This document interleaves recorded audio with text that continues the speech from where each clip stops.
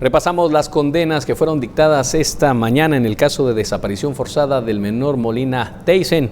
Benedicto Lucas García, por los delitos contra los deberes de la humanidad, 25 años de prisión, violación con agravación de la pena, 8 años de prisión y desaparición forzada, 25 años de prisión.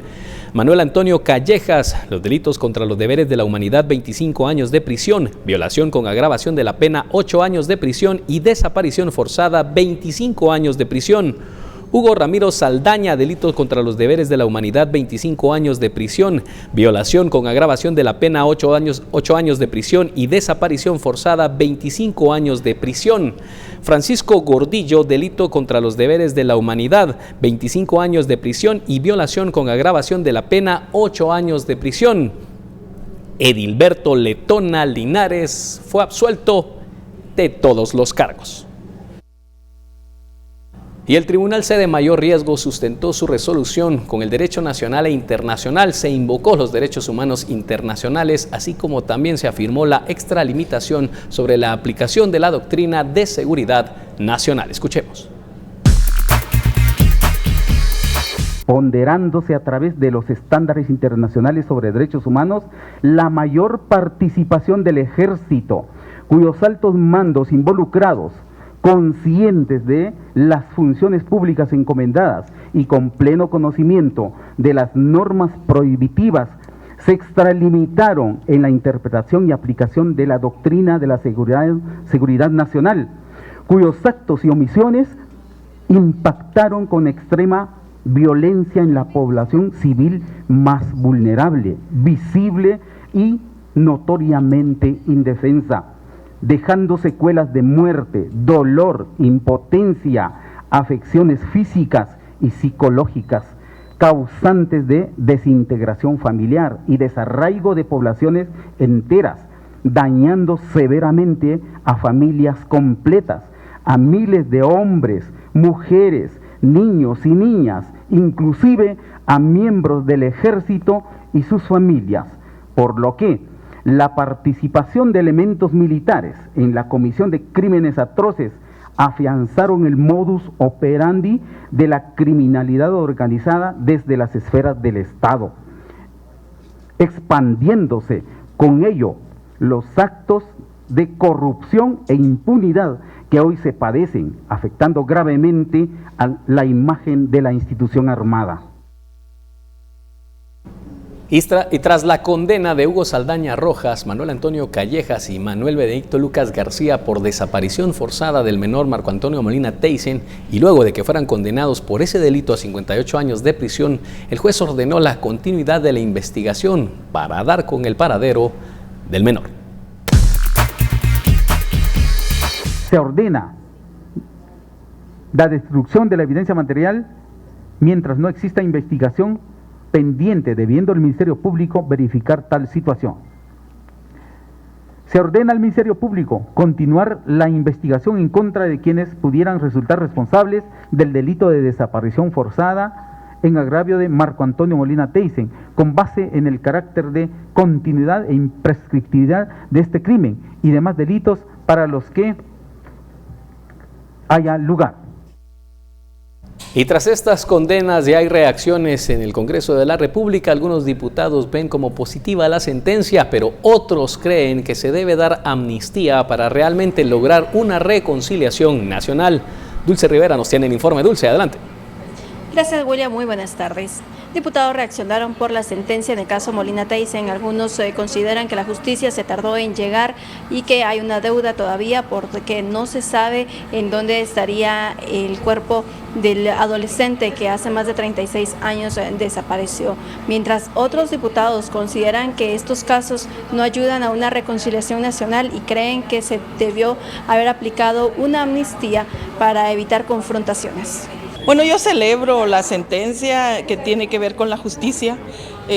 Hay otro elemento de la verdad que es parte del juicio, y me parece que los 36 años o 37 años de lucha de la madre y las hermanas no han sido de balde.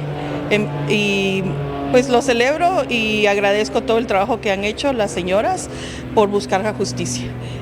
Además hay que ver que estamos hablando de caso de desaparición y caso de violencia sexual. A nosotros nos parece que en Guatemala el proceso de reconciliación nacional pasa porque las familias que fueron seriamente violados sus derechos humanos en el pasado, en el marco de un enfrentamiento armado interno, pues se haga justicia. A nosotros nos parece que es correcto que finalmente se puedan esclarecer este tipo de hechos.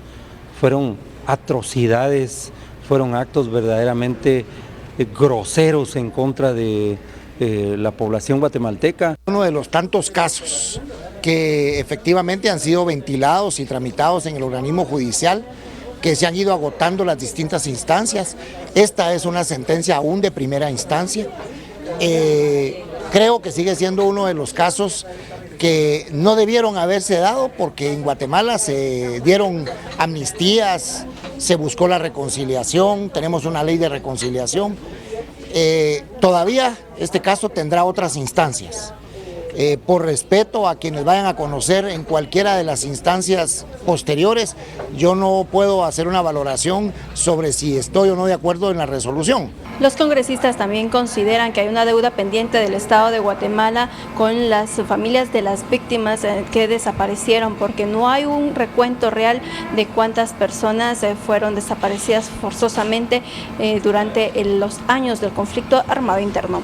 Por una Guatemala en paz, Dulce Rivera y Marvin Pérez. Y el procurador de los derechos humanos, Jordán Rodas, calificó de histórica la sentencia en contra de los militares, en este caso conocido como Molina Taysen. Lamentó que la familia tuviera que esperar varios años para que se hiciera justicia. 6 años, la verdad es que es como una esperanza de que crímenes de lesa humanidad no queden en la impunidad. Ayer ya quedó emitida una sentencia en la cual serán responsables a 3 de los sindicados y otra persona lo absolvió, los dejó con libertad inmediata. También es de valorar la humanidad del fallo. Fue muy complejo sin duda para el tribunal que dictó la sentencia, pues es histórica, dada la complejidad y que la víctima una desapareció y la otra la violaron, ¿verdad? Ella misma fue testigo.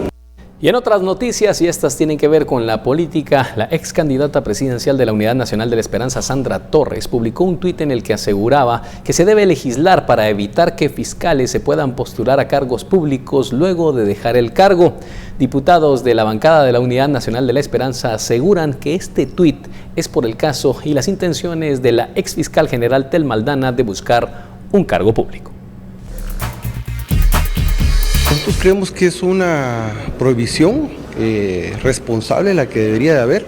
Recuérdese que en la Constitución ya existe una prohibición para que los militares tengan que pasar al menos 5 años en situación de retiro para que puedan optar a un cargo de elección popular. Lo de mismo debiese de hacerse con jueces y con fiscales para evitar que ellos en el ejercicio del cargo quieran hacer una plataforma política.